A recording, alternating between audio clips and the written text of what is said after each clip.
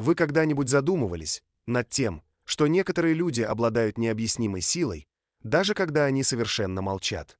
Почему, входя в комнату, им не нужно говорить ни единого слова, чтобы все почувствовали их присутствие?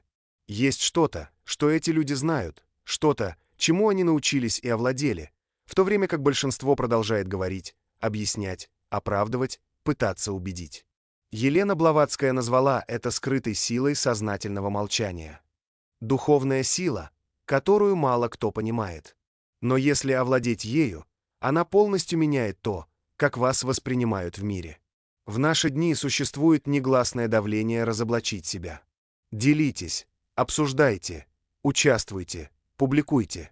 Нам постоянно говорят, что нам нужно показать, кто мы, что мы чувствуем, что думаем, о чем мечтаем, чего желаем. Как будто молчание было неудачей, как будто молчание было пустым. Но Блаватская видела обратное. Для нее молчание было плодородным полем, на котором прорастают самые сильные решения, самые глубокие восприятия и самые прочные трансформации. Потому что то, что не сказано, что остается внутри, что вибрирует в тишине, несет в себе чистую энергию, еще не загрязненную потребностью быть понятым. Что бы произошло, если бы на мгновение вам больше не нужно было объясняться, если бы вы могли жить своей правдой, не раскрывая миру каждую ее деталь? Сколько раз вы чувствовали себя ослабленными после того, как открыли слишком много вещей? Сколько раз вы сожалели о том, что рассказали о своих планах, своей боли или своих мыслях людям, которые не были готовы или даже не заслуживали того, чтобы услышать это? Елена Блаватская знала, что истинная духовная сила не в том, что сказано вслух, а в том, что поддерживается во внутреннем молчании. И это не имеет ничего общего с застенчивостью. Дело не в страхе. Речь идет о умении точно выбирать, когда говорить, а когда позволить тишине говорить за вас. Речь идет о понимании того, что речь — это огонь, и сжечь все вокруг без намерения может быть так же разрушительно, как зажечь свечу посреди сухого леса. Но почему нам так неуютно в тишине? Правда в том, что мы были запрограммированы заполнить его, интерпретируя это как неприятие, слабость, пассивность. Нас с детства учат давать быстрые ответы, не заставлять ждать других, всегда объяснять свою точку зрения. Мы выросли с убеждением, что ценность человека заключается в его способности ясно выражать свои мысли, быть прозрачными, доступными, понятными. И действительно, красота в ясности. Но есть и более древний тип мудрости. Мудрость того, что не раскрыто до конца. Блаватская говорила, что самые сокровенные тайны души не могут выдержать яркого света и что любое откровение, сделанное заранее, является формой самосаботажа. Другими словами, то, над чем вы все еще работаете внутри, если обнажится слишком рано, будет потеряно. Это ослабляет. Оно растворяется в суждениях других или в путанице интерпретаций. Может быть, поэтому вы чувствуете, что чем больше вы говорите, тем меньше вас понимают. Возможно, вы уже заметили, что слишком много объяснений не гарантирует понимания. Зачастую это просто дает другому человеку инструменты судить вас, контролировать вас, сдерживать вас. Сколько мечтаний вы отказались после того, как рассказали о них тому, кто смеялся над вами. Сколько идей ослабело, когда вы попытались выразить их словами, но не нашли отклика. Сколько раз сомнения других искажали ваши собственные убеждения. Вот тут-то и приходит на помощь стратегическое молчание. Молчание как выбор. Тишина как щит. Елена Блаватская рассматривала тишину как вибрационное поле, защищающее невидимое. Священное пространство, где то, что еще рождается, может беспрепятственно расти. Тишина — это не отсутствие, это невыраженная сила. И именно поэтому его боятся, потому что то, чего ты не понимаешь, пугает, то, что не раскрыто, интригует. То, что невозможно объяснить, становится невосприимчивым к контролю. Вы когда-нибудь замечали, как мир реагирует на тех, кто мало говорит, но присутствует? Как может быть что-то почти гипнотическое в тех, кто не спешит давать ответы? В тех, кто больше наблюдает, чем высказывает мнение, в тех, кто хранит вокруг себя некую тайну. Это не случайно, это энергия. Когда вы молчите, вибрация вашего присутствия обретает плотность. Его слова, когда они, наконец, произнесены, приобретают вес. Тишина создает контраст, создает пространство, создает смысл. Это привлекает, это усиливается, он правит. Но мы живем в культуре, которая учит нас обратному. Это подталкивает нас к излишествам. Мы говорим больше, чем чувствуем. Мы обещаем больше, чем можем. Мы раскрываем больше, чем следовало бы. Мы ищем внешних проверяющих для внутренних истин, которые еще не созрели. И тогда возникает беспокойство. Служит ли то, что я говорю, моей цели или просто моей потребности быть принятым? Этот вопрос глубокий и, возможно, неудобно. Но это необходимо, потому что каждый процесс внутренней силы начинается с отречения. Отречение от порока объяснения, отказ от принуждения к оправданию, отказ от необходимости быть правильно истолкованным всеми и прежде всего отказ от прозрачности как обязательства. Блаватская была безжалостна в этом вопросе. Она предупредила, душа, раскрывающая себя в избытке, становится уязвимой для манипуляций других. Не со зла, а потому, что мир создан из отражений. И каждый человек интерпретирует вас, исходя из собственных ран, желаний, искажений. Если ты показываешь себя полностью, не фильтруя, не выбирая, ты отдаешься прочтению, которое не твое, и то, что священно внутри вас, начинает формироваться в соответствии с ожиданиями других. Это духовное воровство, тихая потеря энергии, бессознательная уступка собственному силовому полю. Вы когда-нибудь чувствовали это? Вы когда-нибудь чувствовали, что потеряли себя, пытаясь угодить, объяснить, оправдать? Или поделиться слишком многим? Тишина — это не конец. Это портал, необходимый разрыв между тем, кем вы были, и тем, кем вы становитесь. И именно поэтому его это так беспокоит, потому что молчание заставляет нас столкнуться с собственной пустотой. Это заставляет нас выдерживать сомнения, незнание, еще не существование. Но именно в этом пространстве растет душа. Елена Блаватская говорила, что инициация начинается именно в тот момент, когда вы решаете больше не реагировать, как раньше, в котором вы скорее наблюдаете, чем реагируете, в котором вы чувствуете, а не спорите, в котором вы храните вместо того, чтобы показывать. И тогда что-то меняется, отношения меняются, динамика меняется, разговоры приобретают другую фактуру. Ваша энергия больше непредсказуема. Вы становитесь существом, находящимся в переходном состоянии, следовательно, притягательным. Но у этой силы есть цена. Цена мгновенного одиночества. Потому что когда ты перестаешь всем делиться, некоторые люди уходят. Когда вы не можете объясниться, другие расстраиваются. Когда вы решаете сохранить самое сокровенное, мир, привыкший к неограниченному доступу, реагирует странно. Но именно здесь рождается суверенитет. Вот тогда ты перестаешь быть отражением и становишься источником. Блаватская никогда не стремилась угодить.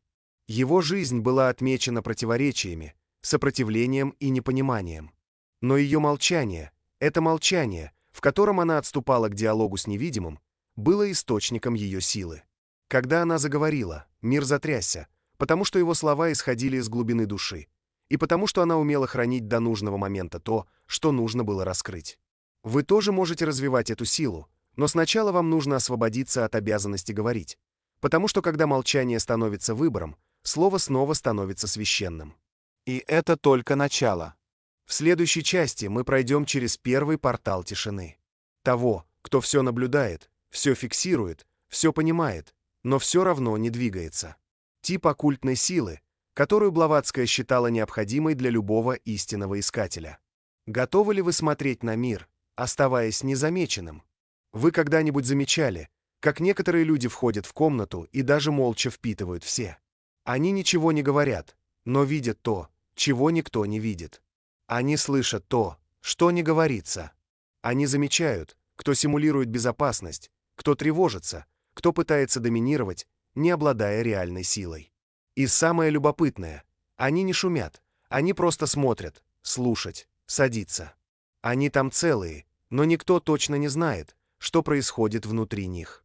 Этот тип молчания Елена Блаватская признавала скрытым даром и говорила, что это первый шаг на пути истинных посвященных. Существует тип слушания, выходящий за рамки ушей. Это энергичное, духовное, вибрационное слушание. Состояние, в котором вы не только слышите друг друга, но и расшифровываете их. Вы улавливаете то, что он говорит, чего он не знает. Вы чувствуете правду за отрепетированными словами. И это не происходит по волшебству. Это происходит потому, что вы не торопитесь говорить, потому что вы поддерживаете молчание, твердое присутствием. Представьте себе простой сценарий. Вы приходите на рабочую встречу, все волнуются, стараются произвести впечатление, продемонстрировать знания, взять на себя инициативу. Но не ты. Вы садитесь. Наблюдать. Позвольте другим проявить себя. И они раскрывают себя. Они всегда раскрывают себя. Кто-то слишком много перебивает, и вскоре вы осознаете его неуверенность, замаскированную под авторитет. Другой стесняется говорить, а вы боитесь совершить ошибку. Третий повторяет общие фразы, и видно, что он пытается замаскировать недовольство внешним видом. Ты никого не осудил. Он просто внимательно слушал. Смотри спокойно. А это само по себе уже поставило тебя в превосходящее положение, даже если ты не сказал ни слова. Блаватская считала, что такой тип слушания возможен только тогда, когда разум приучен не реагировать немедленно. Когда вы научитесь поддерживать импульс высказать свое мнение, исправиться, ответить, происходит нечто волшебное. Вы начинаете по-настоящему видеть другого человека. Не то, как он себя показывает, а то, какой он есть. Это то, что она называла чтением души. Но мир нас этому не учит. Напротив, нас с раннего возраста обучают реагировать, сказать то, что мы думаем как можно быстрее, поднять руку, чтобы ответить первым, быть максимально активным. Никто не учит нас тому, как молчать, пока все происходит вокруг нас. Никто не учит нас, что зачастую самый мудрый человек в комнате не тот, кто больше всех говорит, а тот, кто умеет ждать. Сталкивались ли вы когда-нибудь с ситуацией, когда кто-то говорил слишком много и все усложнял? Возможно, коллега, который в стремлении проявить доминирование, раскрыл больше, чем следовало бы, и потерял авторитет. А может быть, вы сами, пытаясь обосновать свое решение, в итоге так много объясняли, что это прозвучало неуверенно. Сколько раз после выступления вы думали, надо было больше слушать?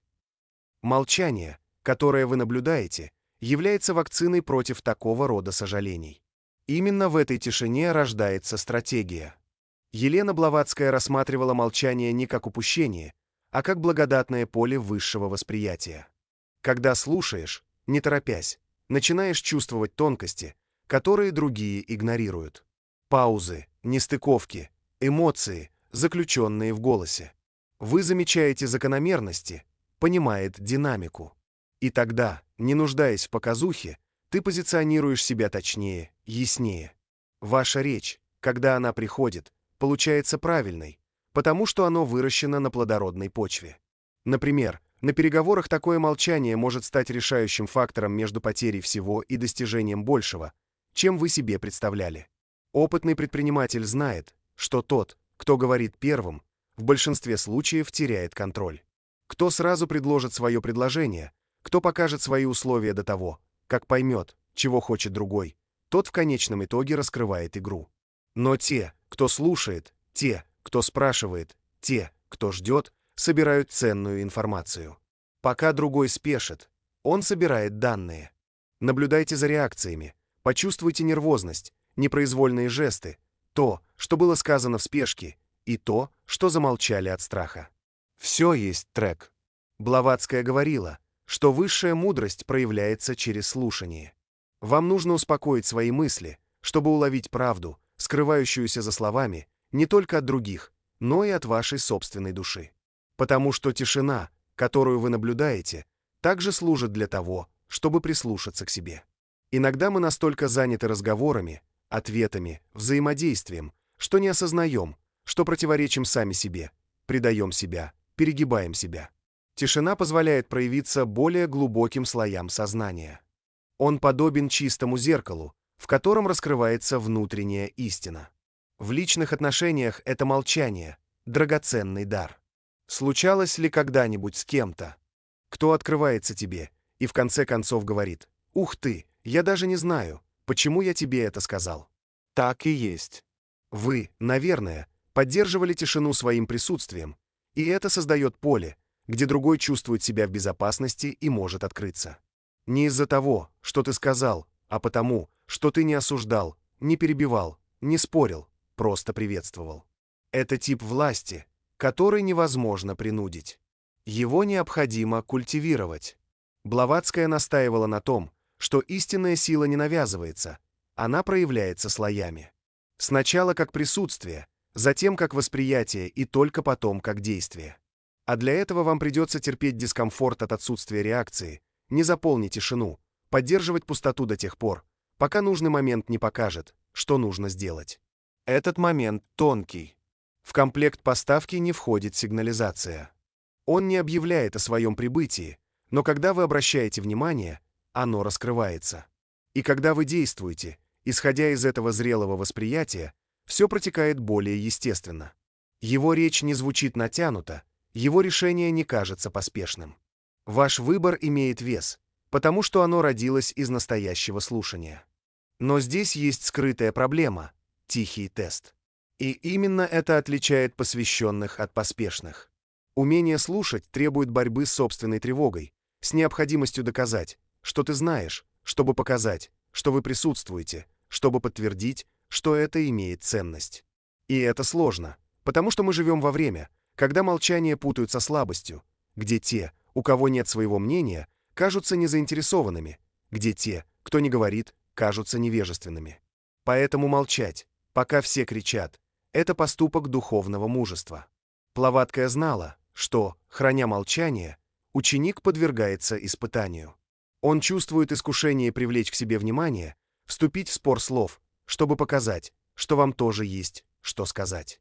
Но когда он выдерживает это напряжение, что-то внутри него меняется, эго уменьшается, восприятие открывается, интуиция процветает. И тогда он понимает, он замечает, кто лжет, кто маскирует, кто повторяет идеи, которых он не понимает. Осознайте свои скрытые мотивы. Ваше тщеславие, замаскированное под альтруизм, ваша неуверенность замаскирована под знание. И это восприятие, которое возникает только в тишине, позволяет вам по-настоящему расти. Может быть, поэтому великие мастера так мало говорят, потому что они услышали слишком много, они видели слишком много. Вы уже поняли, что то, что нужно сказать, можно сказать в нескольких словах. И по-настоящему преображает не то, что объясняется, а то, что ощущается в присутствии тех, кто слушает душой. Вы когда-нибудь были перед кем-то, кто внимательно вас слушал, кто посмотрел вам в глаза и приветствовал вас без осуждения, без спешки, без отвлечения. Этот опыт преобразует, потому что это раскрывает необходимость того, чтобы нас всех действительно слушали. И это показывает, что молчание может быть более целебным, чем любой совет. Это молчание – форма любви. Любовь, которая не вторгается, не доминирует, не интерпретирует. Это просто позволяет. Позвольте другому существовать. Пусть другой раскроет себя. Пусть другой дышит. И в этом пространстве происходит исцеление. Блаватская считала, что молчание не просто инструмент человека. Она сказала, что это духовный язык, портал между мирами. Когда вы намеренно молчите, вы получаете доступ к более тонким уровням существования. И поэтому настоящая тишина – это не просто отсутствие звука, это расширенное присутствие. Мало-помалу вы поймете, что это молчание не является пассивностью, он является подготовкой. Он слушает, он читает поле. Это стратегическая коллекция. И когда вы начнете это практиковать, что-то глубоко изменится в ваших отношениях. Вы перестанете спешить исправлять других. Перестаньте постоянно искать одобрение. Перестаньте оправдываться на каждом шагу. И что интересно, люди начинают больше вас слушать, потому что вы говорите меньше. Но то, что вы говорите, исходит из более правдивой точки зрения. В следующей части мы переступим границу навязчивого молчания. Еще более редкое, более плотное, более уважаемое молчание. Тот, кто строит авторитет, не нуждаясь в словах. И это даже в толпе заставляет вас восприниматься как человек. несущий в себе нечто, что никто не может назвать. Будьте готовы, потому что очередное молчание навязывает, не объясняя, и превращает присутствие в силу. Есть тип присутствия, о котором не нужно объявлять. Она приходит раньше, чем входит тело. Это давит на окружающую среду. Это меняет темп разговора. Все это замечают, но мало кто знает, откуда это берется. Дело не в тоне голоса, языке тела или титулах, которые кто-то носит. Это нечто более глубокое. Тише. Елена Блаватская так назвала вибрационный авторитет. Невидимая сила, которая зависит не от слов, а от энергии, которую вы поддерживаете, выбирая, когда молчать, а когда говорить. Вы когда-нибудь заходили в какое-нибудь место и мгновенно понимали, кто там самый уважаемый человек, еще до того, как услышали его голос? Вы когда-нибудь чувствовали разницу между человеком, которому необходимо утверждать, что он лидер, и человеком, которого в молчании естественным образом признают таковым? Это различие возникает из-за тихой чистоты убеждений. И самое любопытное, что эту чистоту невозможно имитировать, а только построить. Это исходит из интерьера. Это исходит из истины, которой вы живете, а не из того, что вы говорите.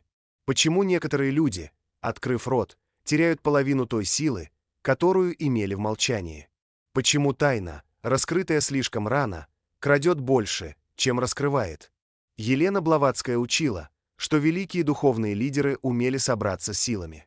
Эта власть рождается не из видимости, а из вибрационной согласованности между тем, что мыслится, ощущается и излучается.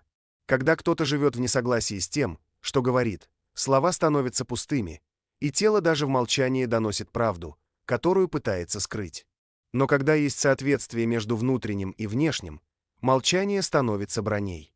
Нет необходимости оправдываться, не нужно объясняться, нет никакого импульса защищаться. Молчание посвященного — это священное пространство, где легко консолидируется внутренняя сила. Это молчание духовной зрелости, которое не стремится убедить, а скорее излучать присутствие. Сколько раз вы пытались оправдать свой выбор только для того, чтобы сохранить тот имидж, которого от вас ожидали другие?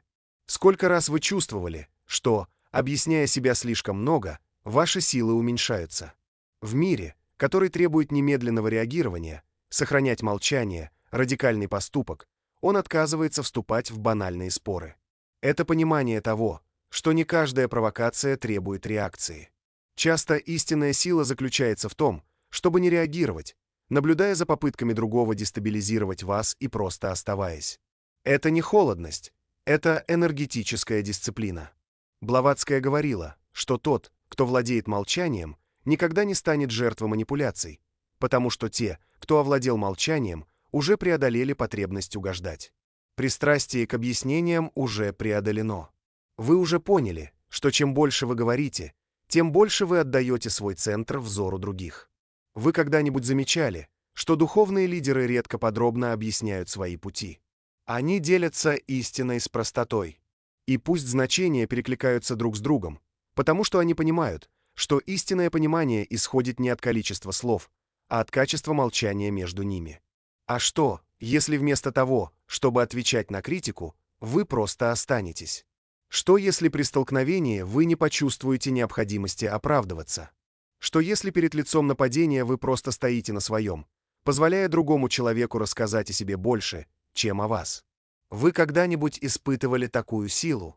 Это сбивает с толку. Другой ждет реакции. Ожидайте выступления, ожидайте защиты. Но он получает тишину, и в этой пустоте он теряется, потому что молчание разрывает цикл реакции. Разоружение — это разочаровывает ожидания и в то же время навязывает это молчание не пусто. Он полон намерений, присутствия, энергии, которая пульсирует без необходимости трансформироваться в звук. Это молчание, которое Блаватская узнавала в великих аватарах истории. Они говорили, когда это было необходимо, и когда они говорили, их слова находили отклик на протяжении веков. Сколько слов вы хотели бы собрать? Сколько раз вы говорили импульсивно и чувствовали, что при этом что-то упустили? Тишина, которую оно навязывает, возникает из-за выбора не тратить энергию зря. Его не путают с пассивностью. Наоборот, оно активно. Это намеренно. Он загружен сознанием. Он защищает то, что все еще строится внутри вас. Он защищает структурируемое энергетическое поле. Люди, которые все время говорят о своих планах, на самом деле пытаются убедить себя, что они способны их осуществить. Вы это заметили. Они используют такие слова, как броня, но эта броня сделана из стекла. Любая критика проходит, потому что план не укоренен. Это просто на поверхности речи. Тишина защищает, питать, укрепляет корень. Блаватская учила, что ученик эзотерического пути должен сначала построить храм изнутри. Лишь позже, когда этот храм окрепнет, сможет проявиться то, что было построено в невидимом. Вот почему тишина так важна. Он пространство между семенем и ростком, между намерением и формой, между невидимым и явным.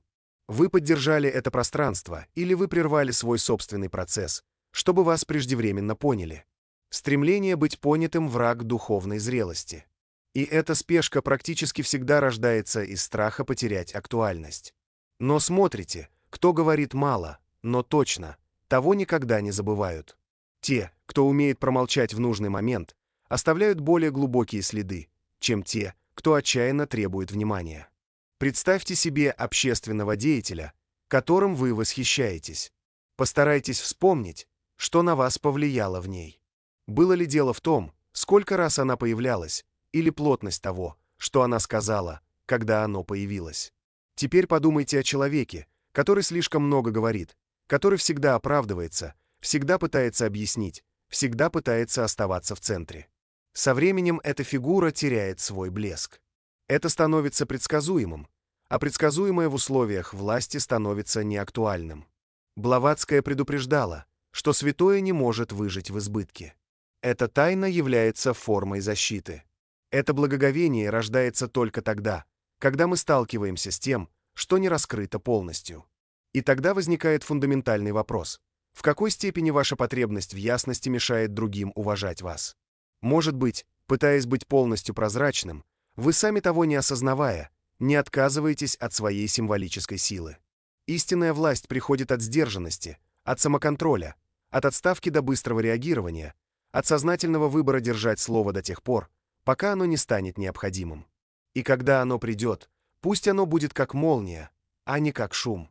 Можете ли вы представить, каким было бы ваше присутствие, если бы вы говорили только самое необходимое? Как бы изменились ваши отношения, ваш имидж, ваша сфера деятельности?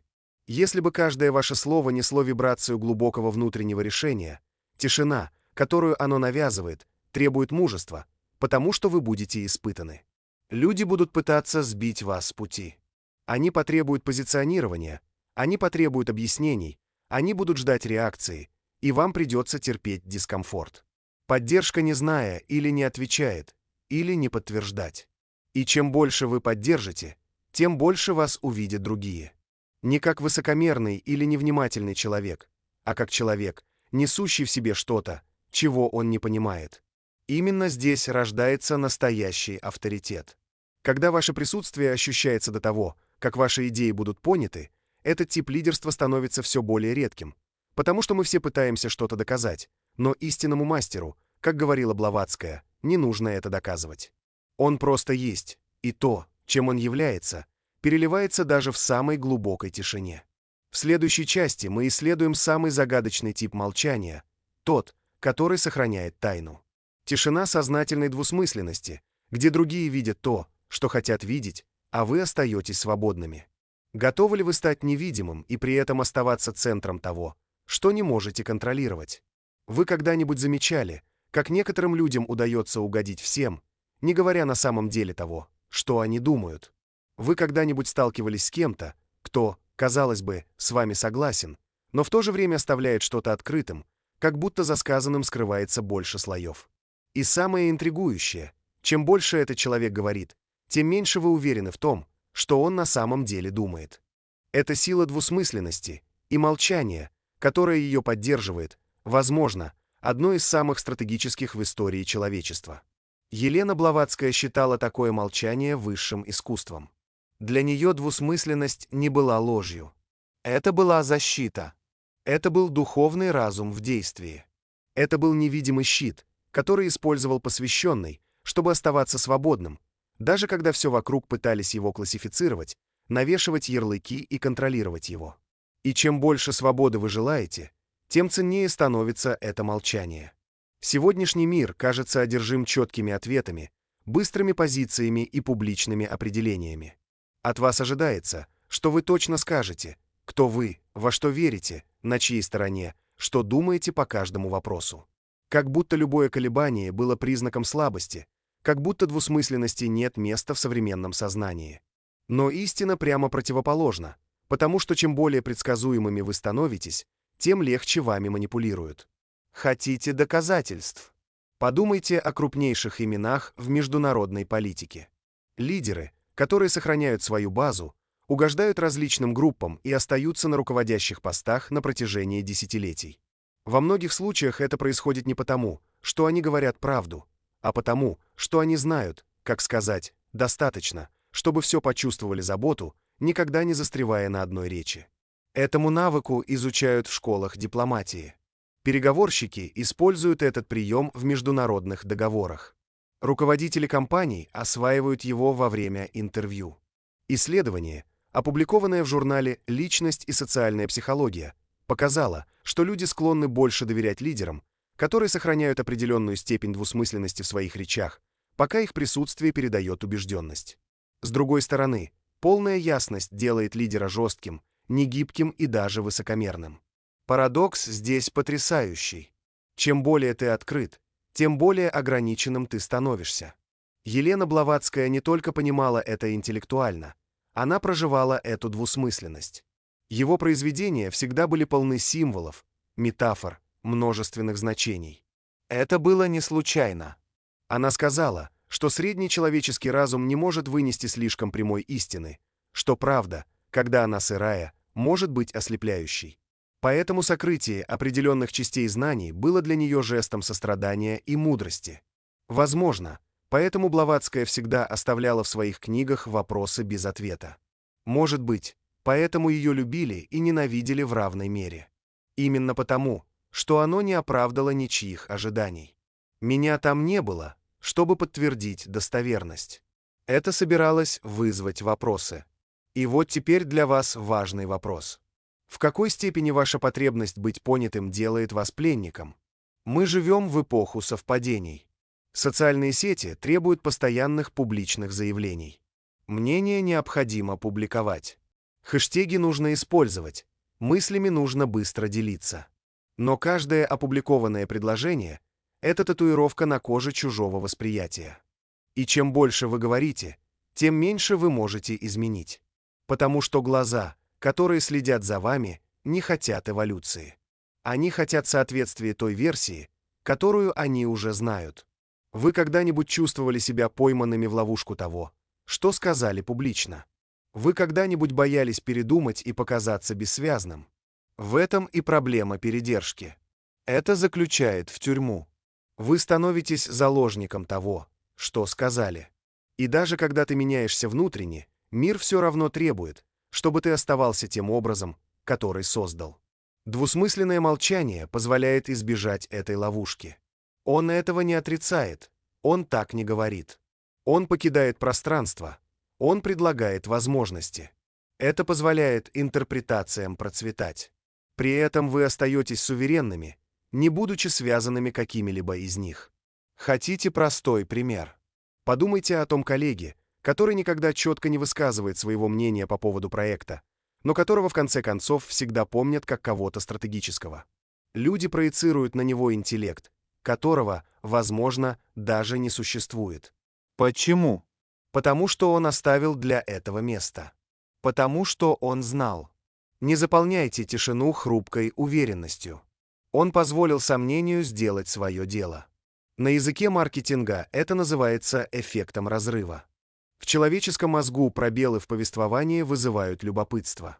Ум ненавидит пустоту, так что заполните его тем, чем можете, ожиданиями, прогнозами, желаниями. И если вы это поймете, то сможете использовать этот механизм в своих интересах. Блаватская говорила, что все возвышенные знания должны быть завуалированы символами, потому что символ активизирует интуицию. Явное знание достигает только рассуждения. И рассуждения ограничены, интуиция бесконечна. Когда вы молчите с двусмысленностью, вы даете другому человеку не уверенность, а символ. И символ имеет больше силы, чем любая логическая речь. Есть классический эксперимент, проведенный психологами в 90-х годах и показавший, что двусмысленные предложения, произнесенные авторитетными людьми, запоминаются дольше, чем предельно ясные и объективные предложения. Неоднозначность активирует более глубокий внутренний процесс. Мозг продолжает обрабатывать эту информацию даже после окончания разговора. Теперь подумайте о том, какое влияние это может оказать на вашу жизнь. Что если вместо того, чтобы пытаться ясно убедить других, вы начнете использовать молчание для создания множества интерпретаций? Что если вместо того, чтобы оправдываться, вы позволите каждому человеку понять то, что ему нужно понять?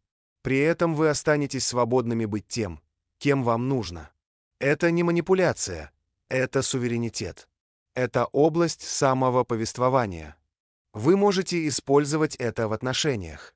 Вместо того, чтобы обнажать все, что вы чувствуете, все, о чем думаете, все, что хотите, вы можете предложить присутствие и пространство. Другой человек заполнит это пространство своими проекциями. Вы представите чувства, намерения, планы. И, возможно, в этой пустоте оно обретет большую глубину, чем если бы вы излили все это словами. Вы можете использовать это в переговорах. Вместо того, чтобы раскрывать свою позицию в начале, вы можете оставаться открытым, восприимчивым, внимательным. Другой, которому неуютно в пустоте, начнет говорить больше, чтобы раскрыть себя. Пытаюсь заполнить поле. И чем больше оно раскрывается, тем сильнее вы становитесь. Вы можете использовать это в лидерстве. Вместо того, чтобы давать все ответы, предлагайте символические указания. Дайте вашей команде пространство для размышлений. Пусть они выполнят то, что вы предложили. Они почувствуют себя более вовлеченными, более ценными, а вы сохраните свое энергетическое поле защищенным, не увлекаясь обещаниями или деталями, которые, возможно, придется изменить. Двусмысленность – броня мудрого. Но это требует чего-то сложного. Отказ от немедленного одобрения. Люди потребуют от вас ясности. Они скажут, что вы уклоняетесь, что он не занимает позицию. Это на заборе. Вам придется выдержать это давление, не объясняя себя, потому что каждое объяснение – это уступка. И чем больше вы объясняете себя, тем больше вы ослабляете силу символа. Елена Блаватская никогда не объясняла всего. Она знала, что, объяснив, она разрушит чары. И более того, став понятным всем, оно перестало бы разговаривать с теми, кто был готов. Потому что сакральные знания не для всех одновременно. Это требует созревания, оно требует тишины, это требует присутствия. И самое увлекательное, когда ты начинаешь осваивать это двусмысленное молчание, мир начинает относиться к тебе по-другому. Люди начинают больше уважать то, что вы говорите. Слушаю тебя внимательнее. Жду твоих слов как оракула, потому что ты больше недоступен постоянно. Вы больше не реагируете на каждый раздражитель. Вы сознательно выбираете, что показать, а что оставить открытым. И в этом пространстве ты растешь. Растите, потому что вы больше не привязаны к тому, что о вас говорят. Оно растет, потому что вы больше не привержены тому, что сказали раньше. Оно растет, потому что теперь вы можете меняться, развиваться, адаптироваться, не извиняясь за это. Это истинная сила двусмысленности. Свобода быть множественным, быть больше, чем определение, быть больше, чем ответом, быть присутствием, которое вдохновляет, даже не раскрывая себя. В следующей части мы войдем в самую глубокую область – тишину, которая отражает. Тот, который не только защищает, но и преображает. Тот, который служит психическим зеркалом для других, чтобы показать то, о чем они даже не подозревали. Тот, кто, поддерживаемый мужеством, открывает невидимое. Готовы ли вы обнаружить, что, замолчав, вы можете видеть других такими, какие они есть на самом деле, а не такими, какими они пытаются казаться? Существует тип молчания, которое не просто защищает, навязывает или маскирует, наступает тишина, которая раскрывает. Не ты, а другой. Тишина настолько глубокая, что, будучи поддержана присутствием, она начинает действовать как невидимое зеркало. Люди разговаривают перед ним, не осознавая этого. Они говорят больше, чем хотят. Они говорят то, чего не знали, что чувствовали. Они обезоруживают. Не потому, что ты что-то сказал, а потому, что ты умел молчать напряженно. Это тишина, которая отражает. Самый опасный, самый тонкий, самый преобразующий из всех. Елена Блаватская говорила, что человеческий разум не может вынести пустоты. Столкнувшись с истинной тишиной, она пытается заполнить пространство словами, эмоциями или признаниями, и при этом она выдает себя. Настоящее молчание действует как невидимый растворитель. Оно растворяет маски, демонтирует отрепетированные сценарии и выводит на поверхность то, что скрыто в бессознательном.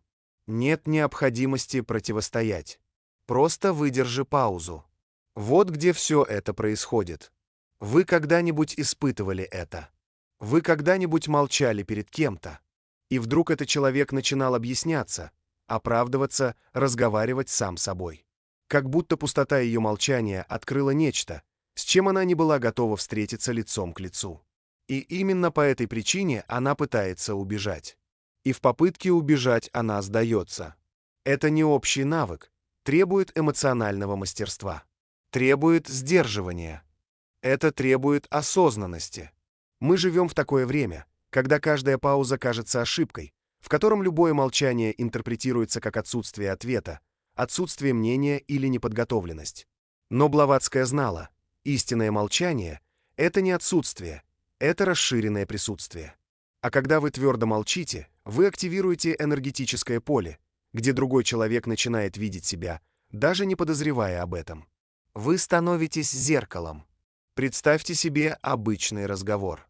Кто-то начинает вам что-то рассказывать с определенным энтузиазмом, ожидает, что вы ответите той же вибрацией. Но ты не отвечаешь. Просто слушайте. Подарок — обращать внимание. Никаких автоматических реакций. Никакой спешки. Мало-помалу речь собеседника начинает терять силу. Он пытается оправдать свои слова. Смените тему. Я нервно рассмеялся. Спросите, понимаете ли вы, этот дискомфорт является рефлексом. Это эффект тишины.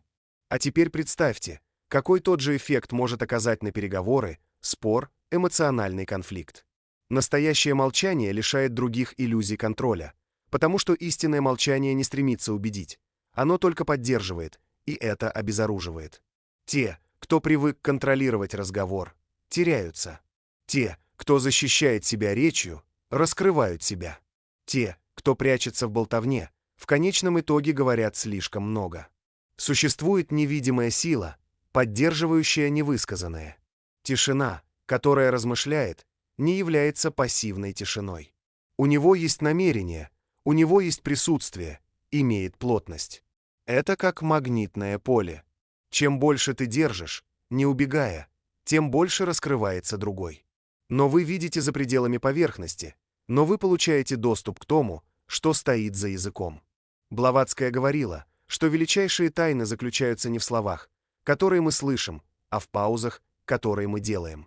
И что зачастую душа человека говорит только между ними, между одним аргументом и другим, между одним жестом и другим, между одним взглядом и другим истина.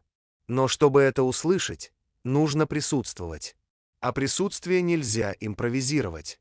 Вы когда-нибудь замечали, что когда вы действительно присутствуете, время замедляется, речь становится более ясной, жесты более осмысленными, намерения более заметными. Это состояние, когда молчание становится зеркалом, потому что оно больше не только вокруг вас, оно внутри вас. Он вибрирует в вашем теле, в вашей позе, в вашем взгляде. И другой это чувствует, даже не понимая, он это чувствует. Сколько раз вы пытались убедить кого-то аргументами и терпели неудачу, и сколько раз молча вы добивались гораздо большего. Возможно, вы никогда не ассоциировали это с силой рефлексивного молчания, но правда в том, что люди воспринимают многое за пределами логики. Он реагирует на поле, Он читает присутствие, он реагирует на невидимые стимулы. И тот, кто доминирует в молчании, доминирует в этом поле. Например, на профессиональных допросах молчание используется в качестве основного инструмента.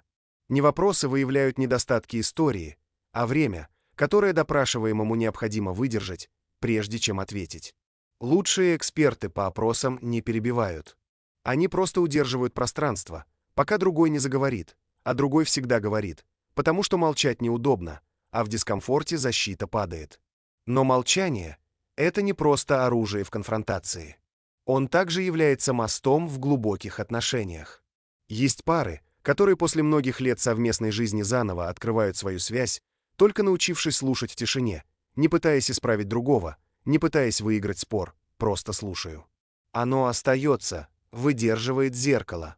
В терапевтических сессиях молчание часто оказывается более действенным, чем любая интерпретация, потому что это позволяет пациенту слушать себя. Пусть это будет слышно без перерывов. И там, слушая свои собственные слова, он находит откровение, потому что бессознательное знает, что нужно сказать, и оно скажет это, если есть место. Можете ли вы представить, что произойдет, если вы примените это к своей повседневной жизни? Что если вместо того, чтобы перебивать, вы слушали? Что если вместо ответа вы задумаетесь? Что если вместо того, чтобы реагировать, вы выдержите? Речь не идет о пассивности. Речь идет об открытии поля, чтобы позволить другому проявить себя.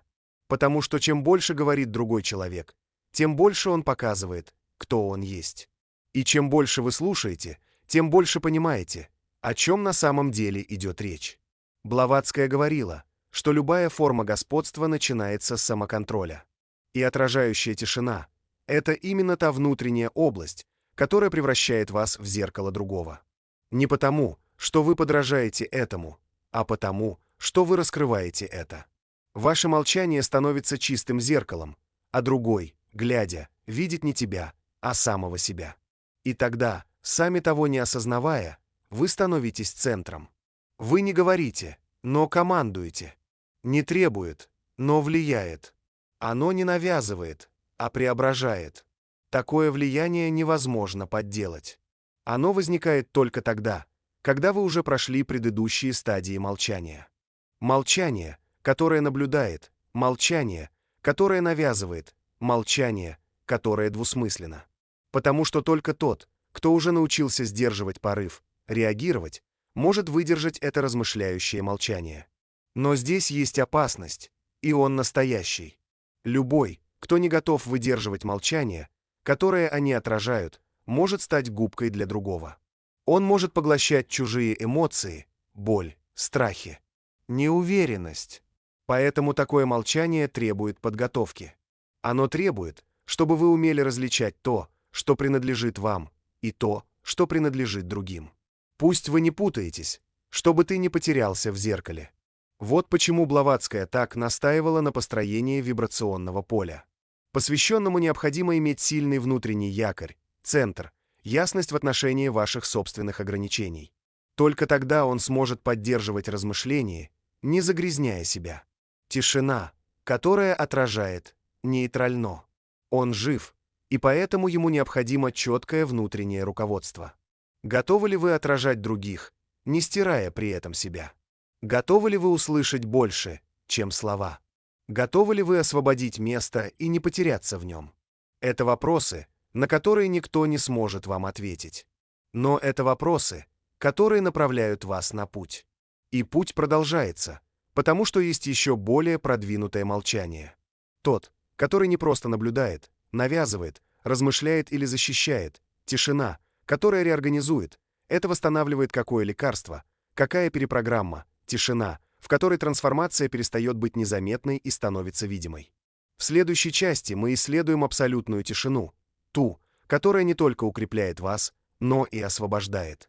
Тишина, которая растворяет ожидания, разрушает обусловленность и воссоединяет вас с тем, что важно.